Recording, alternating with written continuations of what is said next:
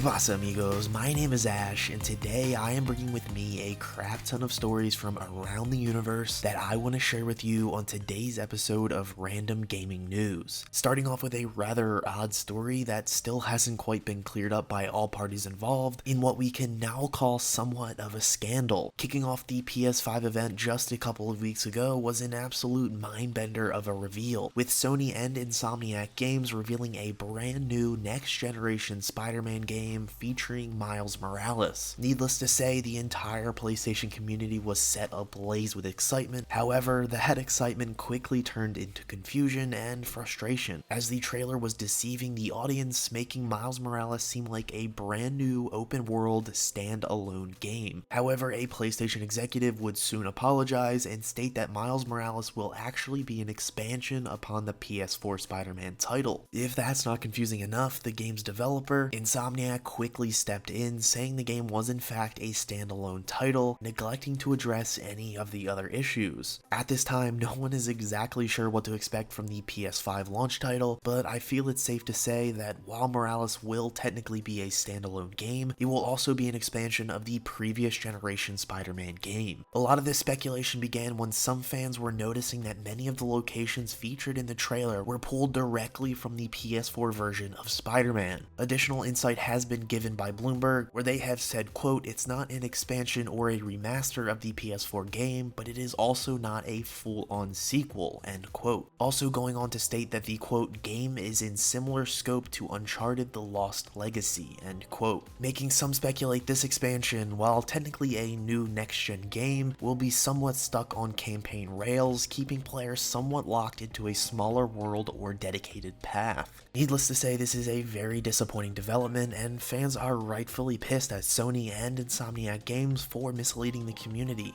But next up, we have a flurry of gaming updates that I think we are just going to rapid fire through, as there have been a ton of new updates in the past few days. Starting off with yet another disappointing story, we got word just yesterday that CYBERPUNK 2077 has yet again been delayed, and I'm sure Keanu Reeves is pissed. But the game's developer CD Projekt wants to spend more time balancing the game, fixing bugs, and polishing the overall product, with the unspoken possibility of COVID-19 actually being the real cause and influence of this delay. But anyway, they went on stating they will be missing their planned September release date and have shifted the drop to sometime in November. Next up, we actually get some good news on this RG on Friday, with NetherRealm Studios essentially confirming the existence of two massive next-gen titles. A job listing and leak have all but confirmed that brand new Mortal Kombat and Justice League games will be coming to next-gen consoles in the coming years. With the last Injustice game dropping back in 2017, it just feels right that it would release a full year or so before Mortal Kombat. And if I'm being optimistic, I think we will see Justice League in the fall of 2021, with Mortal Kombat coming a full year later. In other news, a very odd teaser has been sent around to content creators and gaming journalists. This teaser was in the form of an actual puzzle that is hinting at the imminent reveal of a brand new Crash Bandicoot game. While this puzzle could point to a near future PS5 announcement trailer, we also have to keep in mind a mobile version of the beloved franchise was leaked a few months back, so this could end up being something far less exciting than an actual next-gen title. And speaking of nostalgia, we roll on with the absolutely huge Pokemon Presents reveals. Probably one of the more nostalgic franchises of all time, revealed they were bringing back one of the most beloved titles of all time. New Pokemon Snap was unveiled to the public alongside a litany of other smaller Pokemon projects. The nostalgic title will feature the classic Snap mechanics, while adding in new and exciting generations of Pokemon, as well as updated graphics, physics, and mechanics. The trailer made fans very much aware of the fact that the game was still under construction, so don't expect to see this game until at least 2021. To end off this week's Random Gaming News, we dive into a headline that blew my mind and then stole my heart in a matter of seconds. The title of this article being "New Lord of the Rings Game in the Works," with the very first line of that Eurogamer article stating, quote, "Warner Brothers and NetEase have announced a new Lord of the Rings mobile game." Yes, a mobile Lord of the Rings title. And this is not to say that a Lord of the Rings mobile game will be inherently bad, and that's because there have been a crap ton of mobile titles that I've played the crap out of, but I sure as hell would prefer a full-fledged next-generation console Lord of the Rings game instead. instead. One that doesn't revolve around Gollum, please. An old school Lord of the Rings game on next-gen consoles is exactly what we need. Someone please make this happen. Anyway, the title is being developed by the infamous Chinese company NetEase and will be based more heavily on Tolkien's books than the actual Peter Jackson-led movies, so we can expect to see some fresh characters, battles, and locations. No release date has been given for this mobile title, however, I'd say we can look out for it sometime later this year or early 2021. Anyway, that will do it for this video. Make sure you hit like, click or tap that subscribe button to become the heart of this gaming channel, and be a part of the conversation in the comments below by telling everyone how you feel about any and all of today's gaming stories. And for more gaming analysis, news, reviews, and opinions, stay here on Ash Heart.